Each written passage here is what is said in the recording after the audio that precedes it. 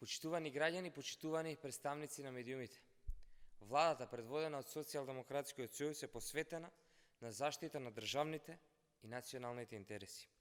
Во решавањето на прашањата со Бугарија, владата, институциите не отстапуваат од црвените линии кои се дефинирани со резолуцијата усвоена во собранието од страна на претениците од сите политички партии. За македонскиот јазик, за македонскиот идентитет, за македонската историја и посебност нема и нема да има никакви преговори. Од друга страна, целата домашна и меѓународна јавност сведочи на деструктивното постапување на ВМРО-ДПМН и Христијан Мицковски. Во период кога се решава евроинтеграцијскиот процес на државата, Мицковски и ВМРО-ДПМН ги засилија лажните вести и деструктивните постапки.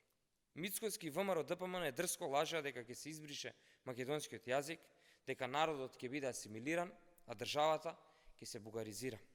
Тоа е срамно, неодговорно, нечесно и недозволиво однесување на Мицковски и ВМРО-ДПМН, со што нанесуваат штета на државните позиции и националните интереси.